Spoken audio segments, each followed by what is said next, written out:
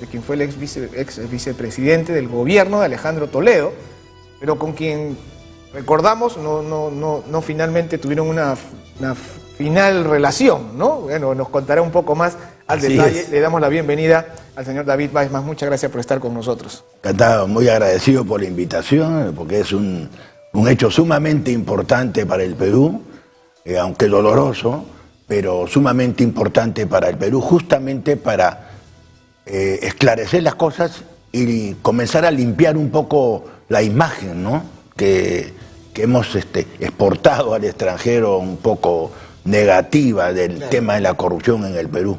Sí, ahora sí, eso por un lado sí doloroso, y además ver desfilar a los expresidentes, ¿no? Pero por otro lado también la sensación de que la justicia empieza a llegar y que empieza a tocar a los más poderosos, ¿no? Ahora, bueno, en este caso estamos un poco en manos de la justicia norteamericana, pero va a depender mucho de la defensa del Estado peruano. ¿Qué expectativas tiene usted? Yo tengo las mejores expectativas por dos lados, ¿no?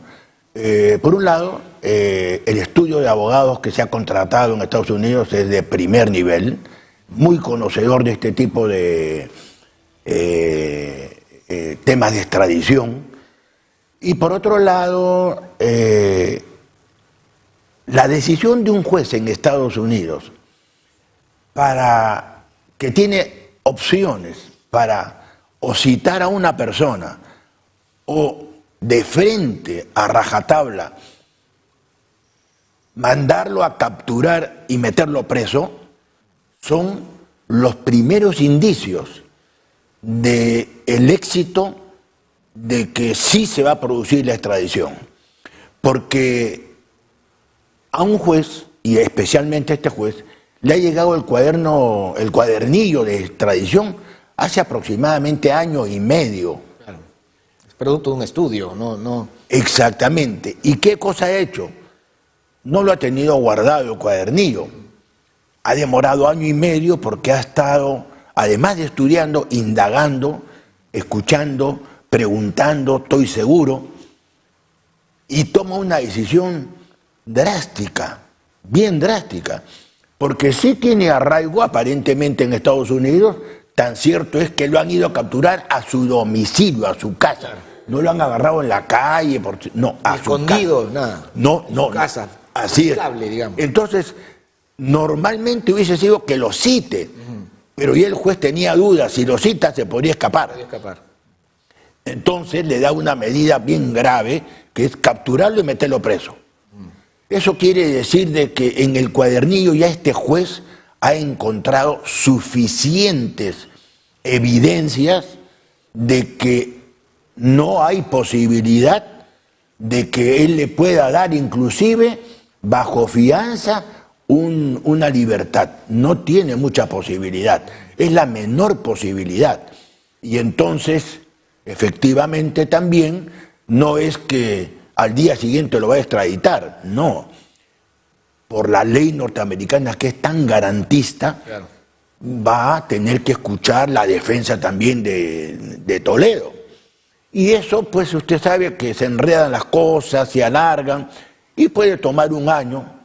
No creo que más, por todas las pruebas que ya están ahí, especialmente de Odebrecht. Ni siquiera menciono Ecoteva, porque me tendría que extender mucho. ¿Sabe por qué? Porque el gran error de estos señores de Odebrecht fue que mucho dinero negro lo pasaron por bancos norteamericanos. Por eso que... Está la ruta del dinero ahí identificada, entonces. Así es. Y por eso es que en el desarrollo de la investigación que hacen en Estados Unidos es el que descubre y denuncia a Odebrecht. Ni siquiera en Brasil. Ni siquiera en Brasil, claro. Porque Brasil está bien corrompido también. Imagínese usted, el jefe de la mafia brasilera era el presidente Lula. Claro. Imagínese. Entonces... Y los tentáculos deben haber llegado hasta los poderes. Así es, estaban bien distribuidos en el poder. Y entonces, ¿qué es lo que sucede? Sucede que en Estados Unidos dinero no declarado, mal habido, dudoso, se convierte automáticamente en lavado de activos. Después podemos hablar de las otras los otros posibles delitos, pero ya con ese nomás, que es el más importante, el más grave, y que en el Perú son 25 años de cárcel y algo parecido en Estados Unidos, es el suficiente elemento fuerte para que se produzca la extradición. No hay otra forma. Ahora, usted estuvo de alguna manera cerca, inició un proyecto político con Alejandro Toledo. Él tuvo un protagonismo importante en un momento muy crítico, muy central de la democracia peruana. Pero ¿qué pasa después, desde dentro? Sí. Si queremos hacer una comparación con un partido de fútbol, hay un primer tiempo y un segundo tiempo. El primer tiempo fue durante toda la campaña electoral. Una unión, un compañerismo impresionante y una fuerza de colaboración dentro de todo el partido y sobre todo de los más allegados al expresidente Alejandro Toledo, muy fuerte, muy cohesionado. Perdimos unas elecciones, pero salí yo elegido con un grupo, 25 personas, salimos elegidos congresistas en primera etapa, y ahí me tocó el privilegio de ser nombrado presidente de la comisión investigadora del caso Montesinos Fujimori, y fue un éxito extraordinario, ese es el resultado de esa comisión investigadora, y luego vienen las siguientes elecciones. Las ganamos. Yo soy uno de los principales aportantes al plan de gobierno. Y el plan de gobierno tenía tres ejes importantísimos. El primero, la lucha contra la corrupción. Bueno, no solamente entramos a combatir a una especie de dictadura que ya teníamos, sino la corrupción que estaba, pues, claro, y todo lo que se descubrió durante el proceso de investigación. Claro. Y el segundo tema era un tema ya fundamental por el cual yo ingresé a la política con él. Fue el tema de rescatar nuevamente al sector de la pequeña, micro y mediana industria en el Perú, porque yo era presidente de la más importante comisión en la Sociedad Nacional de Industria, del COPEI, de la pequeña industria. Y el tercero es un tema que ahora me ha sorprendido que por fin lo vuelven a tocar después de 15 años, el tema de los medicamentos genéricos. Ganamos las elecciones, él me pidió ser ministro de Defensa, acepté el cargo porque él sabía que conocía mucho yo de armas y de una serie de cosas que tenía que ver con las Fuerzas Armadas, porque ese fue el 80% de la investigación del caso Montesinos Fujimori, donde se recuperó más de 272 millones de dólares solamente en el primer tramo. Después yo dejé para que se ha recuperado mucho dinero. Y entonces, de ahí viene el gran problema. Asume la presidencia y margina a todos los que éramos los principales elementos de fuerza aportantes de idea, aportantes de todo, para poder llegar a la presidencia, y se rodea de una serie de personas desconocidas, y el resultado es el que hemos visto, porque margina a todas las personas, y que todos los que entramos fueron de buena fe y de buena calidad moral, con valores, y ¿se sintió usted defraudado, traicionado? Totalmente, completamente. Porque lo que siguió fue una serie de escandaletes, no solamente de carácter político, ¿no?, sino incluso de carácter personal, sí, ¿no?, que ponía en una situación muy crítica al presidente de la República, al primer mandatario, ¿no? ¿Cómo usted tuvo que asimilar esa situación y cómo pudo convivir, digamos, políticamente hablando ya? Muy difícil, porque por un lado había una insatisfacción bien grande del día a día por los eventos diarios, personales del expresidente, pero había que sostener al gobierno, sea como sea. Y eso cuesta mucho en el alma, en el corazón, en la parte afectiva, cuesta mucho, pero había que luchar para sacar adelante el país, que era lo más importante, que está en medio de una muy grave crisis, ya en ese momento, sobre todo una gran crisis moral y de confianza, porque no había confianza en nada, ni en nadie. Y entonces tuvimos que seguir apuntalando hasta donde se pudo y logró terminar el gobierno. No nos olvidemos que más o menos 1 año y medio o 2 años antes de terminar el periodo presidencial, ya en el Congreso se hablaba mucho de la vacancia del presidente. Y tenía una aprobación de 6%. Exactamente. Ahora sí, pero sí es cierto, y se le puede reconocer eso, que el gobierno sí estuvo en manos de técnicos, digamos. Y sí, que de alguna manera, ¿no? La crítica no pasó por el manejo económico, que de alguna manera llegó, pues, permitió un cierto crecimiento, ciertas bases también en el desarrollo del país, ¿no? Así es correcto. Y esto se condice con, vamos a decir, murmullos, comentarios que desde esa época y hasta ahora, donde dicen, felizmente que el presidente Toledo no gobernó. Y entonces, esos murmullos, esas sospechas de que él no gobernaba, hoy en día comienzan aparentemente a darle la razón. ¿Por qué? Porque resulta, y es mi experiencia política muy corta en mi vida, pero lo que aprendí y lo que vi del día a día, estando dentro de un aparato político, es que realmente el que gobierna, por lo menos en el Perú, mi experiencia, el país no es el presidente. Eso sí, contundente. ¿Sabe quién gobierna? El ministro de Economía. Ese es el principio. Pone los parámetros. Así es. El presidente lo sigue a él. El presidente es la parte política, pero la gobernanza se la impone. Y entonces me hace pensar, ¿y quién fue su ministro de Economía más duradero?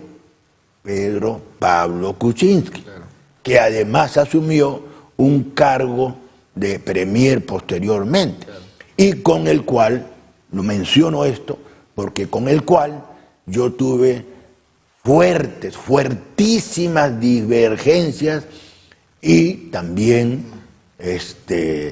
encontrones muy fuertes con él, ¿no?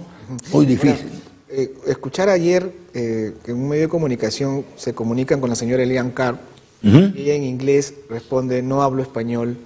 Es una burla, pues, ¿no? Una burla, sí, claro. Es decirle a todos los una peruanos, tremenda falta de respeto. Nunca me importó, ¿no? Así es.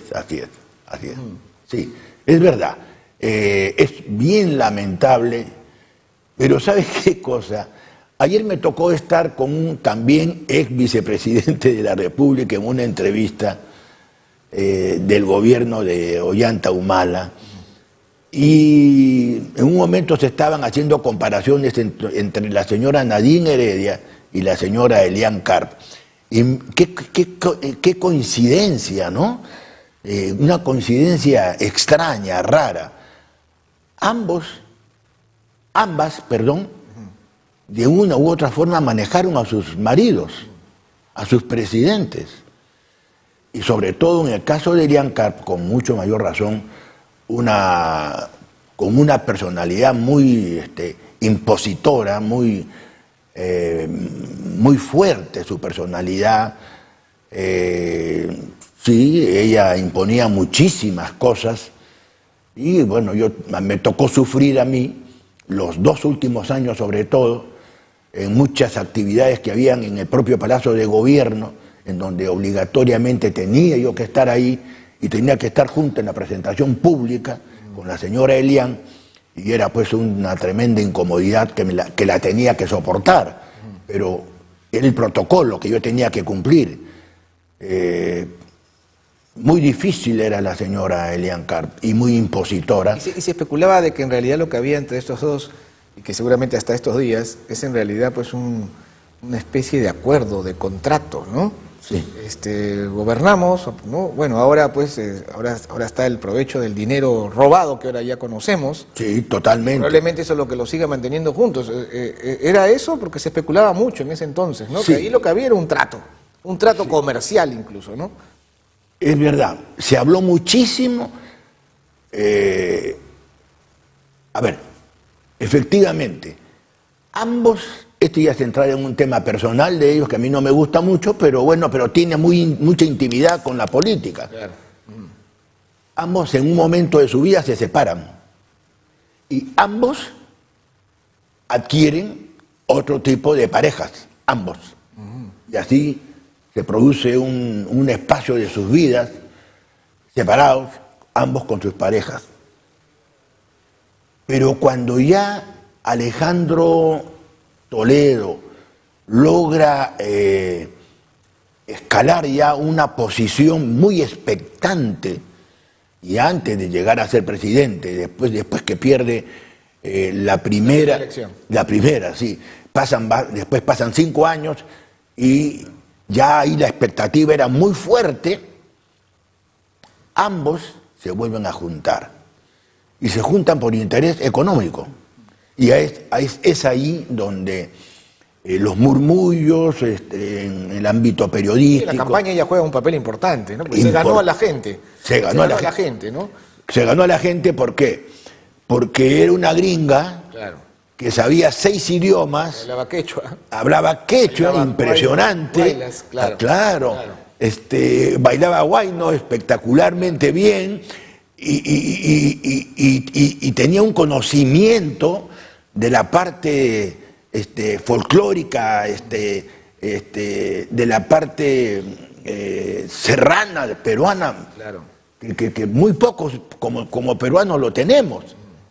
Entonces fue una gran ayuda, sin duda, para Toledo, que lo apuntaló, porque también Toledo tiene un origen pues andino, de mucha pobreza, de haber vivido en una pobreza pero terrible, que eso sí es verdad. Claro.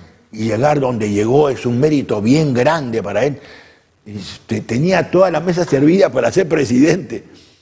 Pero ¿quién se iba a imaginar que su programa de vida estaba, yo quiero llegar, yo me imagino, no estoy especulando, yo pienso que él pensaba, yo quiero llegar a ser presidente para robar, carajo, como decía su carajo siempre él, ¿no? Hasta para exigir la coima.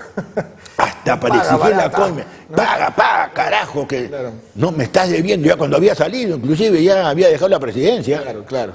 Pero en realidad es terrible, ¿no? Entonces es terrible. Pues. Hay un libro de Humberto Jara, creo que es historia de un par de aventureros que creo que ahora... ¿Ah, sí? No. Bueno, salió ya hace varios años y sería muy interesante que ahora lo puedan... Muy interesante. A revisar. Bueno, final, ¿qué luz, qué camino ve en todos estos años de experiencia como país, ¿no? En estos momentos críticos para nosotros, pero también importantes? ¿Qué caminos tenemos que seguir para revertir la historia y no repetirla, ¿no? Y no miremos de acá a 20 años 5 presidentes más desfilando ante las Cortes. Sería horroroso. Ojalá, porque parece que los peruanos somos duros para aprender, muy duros. Porque ya después del proceso investigatorio exitoso de la comisión del caso Montesinos con Fujimori, ya debieron de haber aprendido todos los políticos. No aprendieron. Eso me angustia y me preocupa mucho. Ojalá después de esto sí ya aprendan, porque ya serían 2 veces que se está enseñando de que todos los que cometen delitos, graves errores, así sean expresidentes, después las pagan. Y la mejor prueba es que tenemos 4 presidentes, bueno, 2, 3 presos, uno por caer preso también, y los más grandes líderes, menciono a la señora Keiko, que es una líder que importantísima y poderosa, con el más grande poder en el Congreso, presa también. Creo que ya deben de aprender, ojalá que así sea.